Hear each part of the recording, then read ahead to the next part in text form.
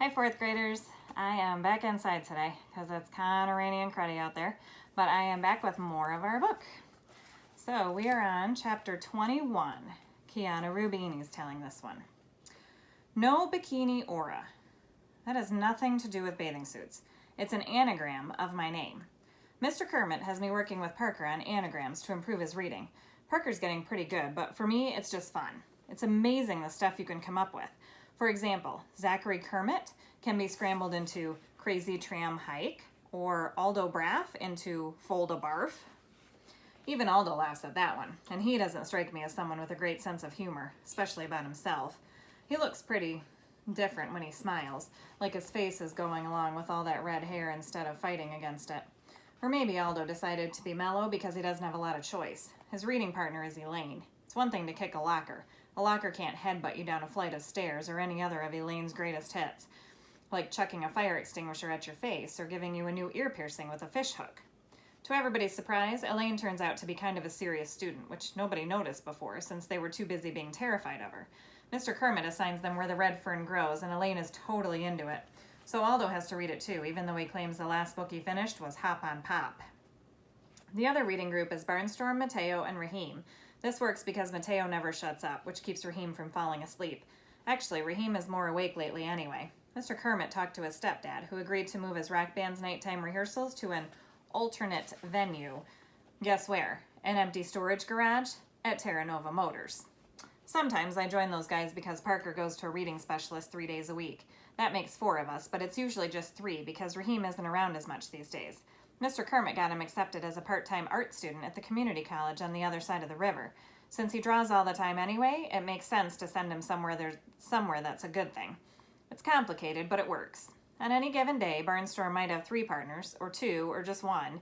Doesn't make that much difference because the only thing he really cares about is puffy tails. Like any athlete, Barnstorm's competitive. But since he's sidelined from sports, all that competitive energy gets channeled into good bunnies. His parade of puffy tails stretches past the basket of carrots, off the poster, and 2/3 of the way across the wall. He's miles ahead of me in second place. Mostly that's because he won't cash them in. He's too greedy. Whenever my line of puffy tails reaches the carrots, I redeem them for a reward. Our class has already had 2 pizza parties thanks to me. Plus, I lent Aldo a bunch so he could pay off the penalties for some late homework assignments. That was Mr. Kermit's idea. He's using puffy tails to teach us how an economy works. We're free to trade them, spend them, sell them, or lend them, but the lenders have to charge interest. Aldo owes me 10% every week, and he's sinking deeper and deeper into debt. You're a sucker, Barnstorm tells me. He's never going to pay you back. It's puffy tails down a sinkhole. He is so, I defended Aldo, and with interest. Using what? Barnstorm retorts. He's never earned a single puffy tail. Aldo leaps up. I have 2. I just spend mine on fines and stuff. Sit, Elaine rumbles, and Aldo plunks back down onto his chair. Barnstorm won't let it go. Name one thing you ever did for a puffy tail. Aldo thinks hard. I changed the bulb in the projector. No, that was Raheem, Mateo puts in. In frustration, Aldo runs his hand through his red hair, which makes it even messier. Big deal. Who cares about a bunch of rabbit butts? I glare at Barnstorm. I have faith in Aldo. Oh yeah? He shoots back. Why? It's a good question. Why would I put my trust in a bad-tempered redhead and a straight D student? Well, part of it is probably because I don't care that much about puffy tails to begin with, but I think the other part might be Vladimir. 8 classes a day make their way through room 115, and that lizard doesn't squeak his head off for any of them. He loves Aldo. Only Aldo. And aren't animals supposed to have instincts about people who are good at heart? I turn on Barnstorm. At least Aldo's not a tight-fisted cheapskate like you. When the year's over and we're in high school, all those puffy tails will be worthless. You can't take it with you, Elaine adds philosophically. Barnstorm is smug. At least I'll be rich. You're a Ferengi, Mateo tells him. That's a race of aliens from Star Trek. They worship money and profit above all things. Settle down, Mr. Kermit says mildly. We're free to spend, or not spend, our puffy tails however we choose. That's how a market economy works. As we settle back to work, I can't help thinking about what I said to Barnstorm. When the year's over and we're in high school, I'm not going to be in high school with these kids. I'll be gone before the end of the semester. How many times can Mom's movie get struck by lightning? But at the moment, the words were coming out of my mouth. I meant them. I actually saw myself finishing out the year in this class I don't belong in this school I don't really go to, and in this town where my only connection is the fact that my parents grew up here. Oh man, I've got to get back to LA, and fast. Chapter 22, Mrs. Vargas. In all my years in education, the greatest teacher I've ever worked with was a young man named Zachary Kermit. Oh, sure, we were all dedicated back then, fresh out of college and convinced we were destined to change the world one student at a time. Zachary was different. All teachers dream of changing lives. He really changed them. The kids had no way of knowing it, but being placed in Mr. Kermit's class was like winning the lottery. It actually got to the point where I'd look out over my own group and feel a little sorry for them because there was a much better teacher just down the hall. That was before the Terra Nova incident turned him into a zombie. He went from best to worst. If I were doing my job, I'd have fired him long ago because heaven knows he wasn't doing his job. Maybe I didn't see things clearly enough because he was a friend. Or maybe I was waiting for the teacher he once was to reappear. But after 27 years, even I had to know that the old Zachary Kermit was gone forever. Well, guess what? He's back. And it took the worst group of kids in the whole district to make it happen. That's what brings me to the district offices this afternoon. The first semester progress reports are out, and I can't wait to share the big news with Dr. Thaddeus. When it's my turn, I don't even say hello to my boss. I just march in and place the 7 pages on the blotter in front of him. "What are these?" he asks. "Progress reports from SCS 8. I tell him, "Prepare to be amazed." He sifts through the papers, giving a cursory scan to each. "You're right," he says finally. "I am amazed that an experienced administrator like yourself would be fooled so easily." I'm shocked. Fooled? Look at those results. Okay, they're just brief summaries, but last year these kids were all floundering. This is miraculous. It would be, he concedes, if it was real. Why wouldn't it be real? Zachary Kermit is a fantastic teacher. Oh, sure, he was in a funk for a while. I'd hardly describe 27 years as a while, the superintendent puts in dryly. But these kids and their needs have brought him back. I persist. It's wonderful. It's phony, he retorts. Zachary would never falsify student reports. To keep his job long enough to finish out the year, he would. He tells her, "Your Mr. Kermit has figured out what thin ice he's on. He'd do anything to make sure he qualifies for early retirement." Not this, I say stoutly. I admit Zachary hasn't been the greatest teacher up until now, but his integrity has never been in question. Even at his very lowest point, he never claimed to be anything that he wasn't. There's a difference in those kids now. It's not just Zachary. The phys ed coach sees it. The lunchroom monitors see it. Emma Fountain sees it. I see it. They're not angels, but they're better. They go on field trips. A local business leader has taken them under his wing. What local business leader? Jake Terranova, I admit. I know it's a little odd. He laughs mirthlessly. Spare me.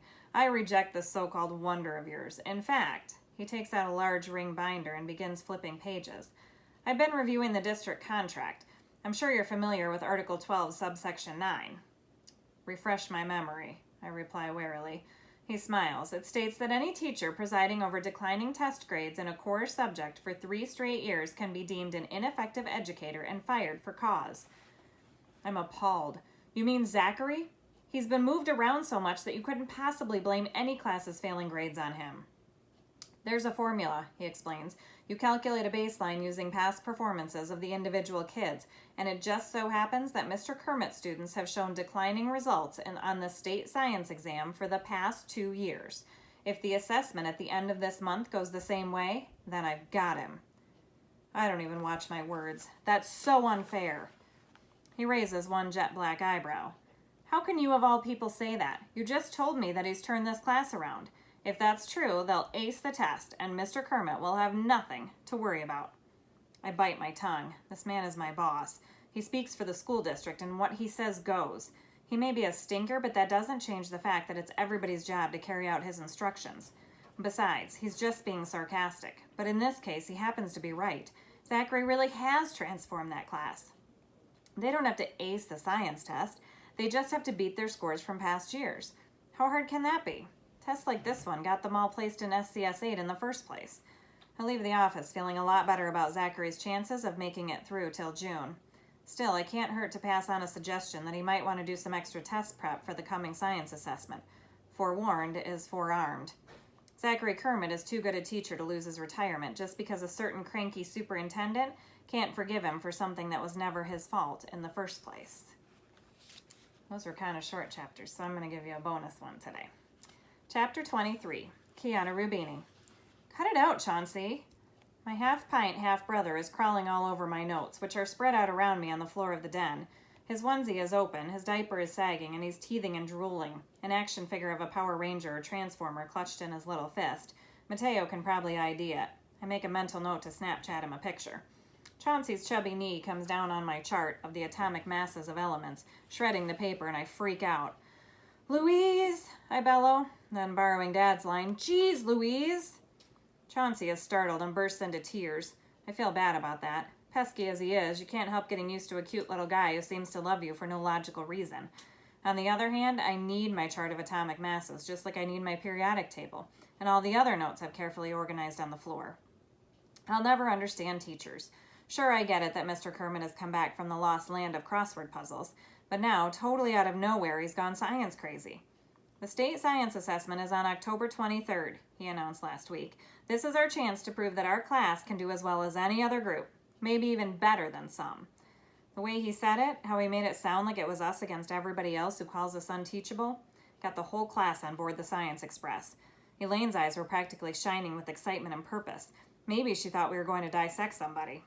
"We're like Frodo going up against the dark forces of Middle-earth," Mateo declared.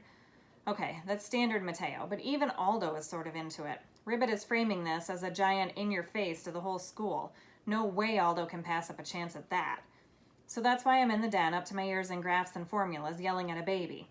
You think I'm thrilled about it? The best thing about being a short-timer is you can slack off with no consequences, and I can't even get that right. What's wrong? Stepmonster rushes in and spies her little darling laying waste to my work like Godzilla stomping Tokyo. Oh man, I really am spending too much time with Mateo. She expertly scoops him up using one arm. I almost bark something rude like, "What took you so long?" But then I spot the tall glass of iced tea in her other hand. "I thought you could use a study break," she offers, setting the drink down on the edge of the coffee table. "Kiana, your dad and I are so proud of how hard you've been working lately." It annoys me. Who does she think she is, my mother? She's definitely not that. I know, because she isn't on a movie set in Utah, leaving me in exile. Chauncey hangs off her hip, arms and legs flailing. The action figure flies from his little hand, landing with a kerplop in my iced tea.